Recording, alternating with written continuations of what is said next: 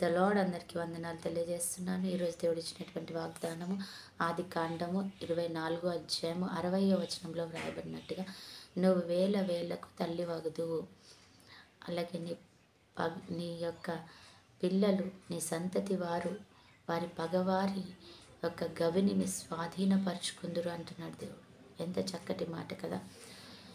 ఆమెకి ఇంకా వివాహం కాలేదు. రిబ్కాతో తన యొక్క కుటుంబం మాట్లాడుతున్న మాట ఇది, వారిస్తున్న ఆశీర్వాదం ఇది. ఆమెకి ఇంకా వివాహం కాలేదు, పిల్లలు పుట్టలేదు, కానీ ఒక మాటని ప్రవచిస్తున్నారు. ఏమని అంటే, నీ యొక్క సంతానము వారి పగవారి గవిని స్వాధీనపరుచుకుంటారు. వాళ్ళు ఎలా పెరుగుతున్నారు, ఎలా ఉన్నారు, వారి మంచివారా చెడ్డవారా, వారి శక్తి సామర్థ్యాలు ఏంటి అన్నది వాళ్ళు చూడట్లేదు.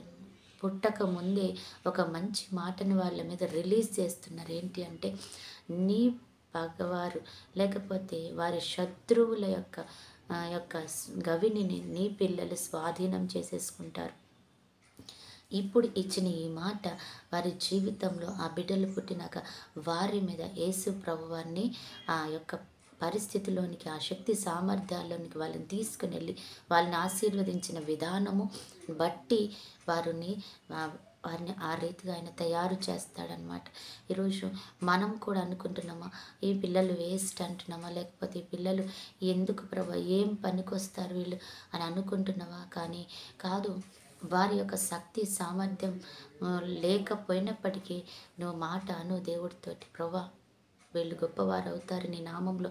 వీరు వారి యొక్క క్లాస్లో కానీ, వారి యొక్క ఉద్యోగంలో కానీ, వారి యొక్క బంధువుల మధ్యలో, వారి యొక్క స్నేహితుల మధ్యలో వారు గొప్పవారు అవుతారు, గొప్పగా దీవించబడతారని నువ్వు నేను పలికినప్పుడు దేవుడు ఆ మాట నెరవేరుస్తాడనమాట. దేవుడు ఆ యొక్క వాగ్దానాన్ని, ఆ యొక్క ప్రవచనాన్ని, ఆ యొక్క ఆశీర్వాదాన్ని వారి జీవితంలో నెరవేర్చబడడానికి ఆయన చూపిస్తాడు. నిజంగానే అటు కృప నిజంగా అది ఎంతో ధన్యకరమైంది. ఆ మాట మనం వారి జీవితంలో రిలీజ్ చేస్తూ ఉండాలి అని దేవుడు మనకి ఈ మాట ద్వారా తెలియజేస్తున్నాడు కదా. మనం కూడా పలుకుదాం, దేవుని మేలు పొందుకుందాం. అట్టి కృప దేవుడు మనకి ఇచ్చునుగాక. ఆమేన్. ప్రార్థన. పరిశుద్ధుడైన దేవా, ప్రేమ కలిగిన తండ్రి యేసయ్య, నీకు వందనాలు చెల్లించుకుంటున్నాం తండ్రి. మా బిడ్డల విషయంలో నువ్వు నేర్పించిన పాఠాన్ని బట్టి వందనాలు చెల్లిస్తా.